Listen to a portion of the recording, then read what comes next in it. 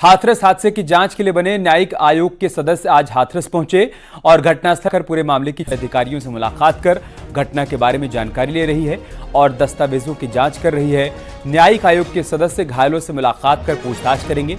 बता दें कि जांच के लिए हाईकोर्ट के रिटायर्ड जस्टिस ब्रजेश श्रीवास्तव की अध्यक्षता में 3 सदस्यीय आयोग का गठन किया गया है।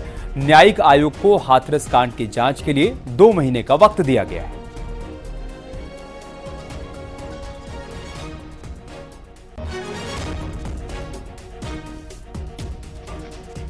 क्या निकाला वो तो आप छोड़ दीजिए, क्योंकि क्या विजिट किया सर? लेकिन हमने पूरा स्पॉट देखा, कहाँ गए, किधर से गए, किधर से आए, कितना रश रहा होगा, what are the exit points, क्या कैपेसिटी हो सकती है, कहाँ पर वो जो सामान उनका हो रहा था वो कहाँ है, तो we will have our own influence in the light of the documentation. इधर हाथरस कांड का मुख्य आरोपी देवप्रकाश मधुकर अब पुलिस की गिरफ्त में है। 1 लाख के इनामी आरोपी से पुलिस की लगातार पूछताछ जारी है। पुलिस आरोपी देवप्रकाश को आज कोर्ट में पेश करेगी और रिमांड पर लेने की अपील करेगी। आपको बता दें कि पुलिस ने मुख्य आरोपी देवप्रकाश का जिला अस्पताल में मेडिकल भी करवाया। देवप्रकाश मधुकर बाबा सूरजपाल का मुख्य सेवादार है। पुलिस की माने तो देवप्रकाश ने ही फंड जुटाया था। आयोजकों ने नियमों का उल्लंघन किया और व्यवस्था के कारण जो वहां पर अव्यवस्था फैली थी उसके चलते हादसा हुआ। अभियुक्त देवप्रकाश मधुकर को इस घटना के बारे में 2 भूमिकाएं उनकी सामने आ रही हैं। पहली भूमिका मुख्य आयोजक के रूप में और दूसरी भूमिका फंड रेजर के रूप में। उक्त भूमिका उक्त अभियुक्त तथा इसके निर्देशन में कार्य कर रहे सेवादार एवं समिति के बंदी की सत्संग के पंडाल के आसपास बैरिकेडिंग, प्रवेश द्वार, निकास द्वार, बैठने की व्यवस्था, पार्किंग में अन्य सुविधाओं की संपूर्ण जिम्मेदारी थी। अभियुक्त देवप्रकाश एवं अन्य सेवादारों द्वारा पुलिस प्रशासन को कार्यक्रम स्थल के अंदर किसी भी तरीके के हस्तक्षेप से रोका जाता था। उक्त कार्यक्रम स्थल पर इनके सेवादार तरह तरह की वेशभूषा में, कमांडोज की ड्रेस में सारी व्यवस्थाएं देखते थे। कार्यक्रम स्थल पर किसी भी व्यक्ति की वीडियोग्राफी अथवा फोटोग्राफी करने से रोका जाता था। इस प्रकार उक्त व्यवस्था को सही तरीके से नहीं किया गया एवं प्रशासन द्वारा निर्गत अनुमति पत्र में वर्णित अनेक शर्तों का उल्लंघन करते हुए यातायात व्यवस्था इत्यादि को प्रभावित किया गया। पूछताछ से यह भी स्पष्ट हुआ है कि इनके द्वारा भीड़ को संभालने का कोई प्रयास नहीं किया गया तथा सभी मौके से फरार हो गए। इस प्रकार इस अभियुक्त एवं अभियुक्त के निर्देशन के कार्य कर रहे सेवादारों, जिनमें 6 सेवादारों को गिरफ्तार किया जा चुका है, द्वारा अव्यवस्था फैलाई गई, जिसके चलते घटना घटी।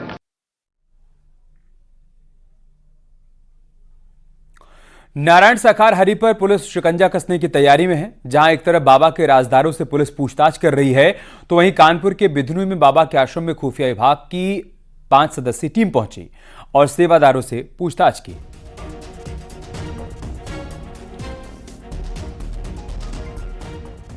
हाथरस में हुई घटना के बाद से जहां एक और कई लोगों की इसमें मौत हुई, तो पुलिस भी अपनी जांच में जुटी है और ऐसे में बाबा के तमाम आश्रम पे पुलिस पूछताछ के लिए पहुंच रही है। और ऐसे ही एक आश्रम कानपुर के विधनू में है, जहां आज खुफिया विभाग की 5 सदस्यीय टीम ने पूछताछ के लिए सेवादारों से 1.5 घंटे तक पूछताछ की। 12 सेवादारों से पूछताछ, 9 महिलाएं और बाकी पुरुष सेवादार थे। वहीं ग्रामीणों से भी जानकारी इकट्ठा की। 1.5 घंटे तक खुफिया विभाग की टीम यहाँ मौजूद रही। अगर सूत्रों के माने तो सबके नाम और डिटेल नोट किए गए और उसके बाद टीम यहाँ से रवाना हो गई। यानी आने वाले समय में बाबा की परेशानियां कहीं से कम होती नहीं दिख रही है। विजिलेंस आशीष पांडे के साथ अमित गंजू, न्यूज़ 18, विधनू, कानपुर। हाथरस हादसे के 4 दिन बाद बाबा सूरजपाल का बयान सामने आया। हादसे के बाद पहली बार बाबा ने कैमरे के सामने घटना का जिक्र किया और कहा कि वो 2 जुलाई की घटना के बाद से बहुत दुखी है। साथ ही सभी से शासन प्रशासन पर भरोसा रखने की अपील की। उपद्रवी बख्शे नहीं जाएंगे। बाबा ने यह भी कहा, घायलों के साथ मेरी पूरी संवेदना है। यानी 121 मौत के बाद बाबा अब नया ज्ञान दे रहा है। हादसे के 4 दिन बाद बाबा सामने आने से डर रहा है। बाबा कहां है, सबकी जुबान पर अब बस यही सवाल है।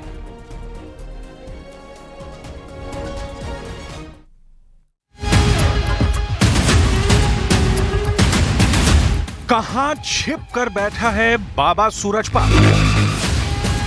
बयान आया लेकिन बाबा क्यों नहीं आया?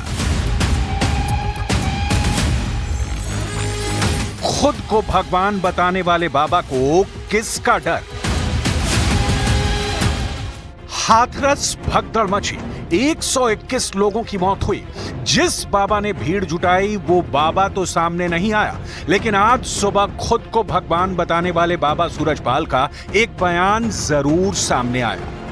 बयान में बाबा ने हादसे पर दुख जताया, शासन और प्रशासन पर भरोसे का दावा किया, उपद्रवी बख्शे नहीं जाएंगे वाला नया ज्ञान दिया और ऑन कैमरा पीड़ितों को मदद का आश्वासन भी दिया। 2 जुलाई की घटना के बाद बहुत ही व्यथित हैं कि घड़ी से उबरने की शक्ति दें। सभी शासन एवं प्रशासन पर भरोसा बनाए रखें। हमें विश्वास है जो भी उपद्रवकारी हैं वो बख्शे नहीं जाएंगे।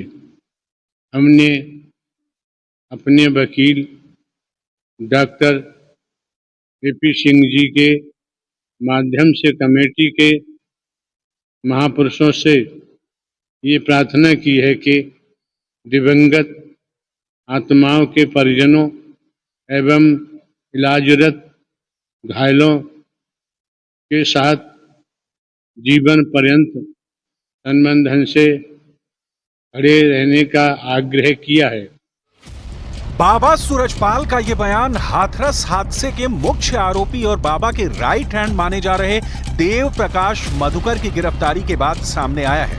शुक्रवार देर रात हाथरस सत्संग के मुख्य आयोजक देव प्रकाश ने दिल्ली के एक अस्पताल में पुलिस के सामने सरेंडर किया था। बाबा के वकील AP सिंह ने कहा कि देव प्रकाश हार्ट का मरीज है, तबीयत ठीक नहीं थी। यूपी पुलिस ने उस पर 1 लाख का इनाम घोषित किया था, इसलिए उसने सरेंडर किया। उसकी हालत जैसे ही स्टेबल होगी, हार्ट पेशेंट है, इंजीनियर है, मानव मंगल मिलन सद्भावना समागम का मुख्य आयोजक है। मैं देखो स्वीकार करता हूँ हर बात को। तो उसकी जैसी हालत, उसने अपने परिजनों की लाशों को, जिन गाड़ी में अपने परिवार वालों को लाया था कार्यक्रम में, उसी गाड़ी में उनके परिजनों की लाशें गई हैं। हादसा था 2 जुलाई, अभी गई है, कोई दिन नहीं हुए हैं। हार्ट की उसकी प्रॉब्लम थी, पुराना हार्ट पेशेंट था, उसका बुला के वहां रिश्तेदारों ने दिल्ली में इलाज हो रहा था, उसने हमें सारी बात बताई थी। हाथरस हादसे के बाद से बाबा कहां है किसी को पता नहीं है। जो बाबा खुद को भगवान बताता है, लोगों को जिंदा करने और प्रलय लाने का दावा करता है, उसका मुख्य सेवादार खुद को हार्ट पेशेंट बताकर सिंपैथी लेने की कोशिश कर रहा है। लेकिन इस सबके बीच एक ऐसा सच सामने आया है जो बाबा के कारनामों की पोल खोलने के लिए काफी है। 24 साल पहले आगरा में बाबा ने एक मृत लड़की को जिंदा करने का दावा किया था। लड़की को कैंसर था और उसकी मौत 2 दिन पहले हो चुकी थी, लेकिन बाबा ने दावा किया कि वो लड़की को जिंदा कर देगा। सैकड़ों लोगों की भीड़ ये बाबा का चमत्कार देखने पहुंची थी।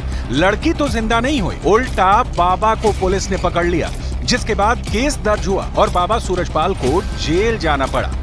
ये खबर आई थी कि एक लड़की खत्म हो गई है, उसको लेके बैठे हैं ये और वो कह रहे हैं जिंदा हो जाएगी और मान नहीं रहे हैं, तो मजबूरी में सब। और वो जिंदा नहीं हुई थी? जिंदा नहीं हुई थी, उसको हॉस्पिटल भेजाया था हमने, उसका पोस्टमार्टम कराया था, सब काम कराए थे। बाबा को भी जेल की राह दिखाई? हाँ, बाबा को जेल भेजा था, उनके समर्थकों को भेजा था।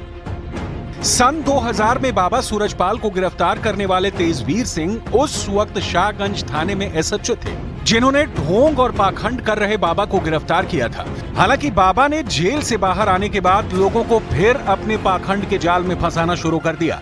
हैंडपंप के पानी से लोगों को ठीक करने का दावा किया, लेकिन अब तक 121 लोगों की मौत हो चुकी है। तो बाबा के पास ना तो इसका कोई इलाज है और ना ही कोई ठोस जवाब है।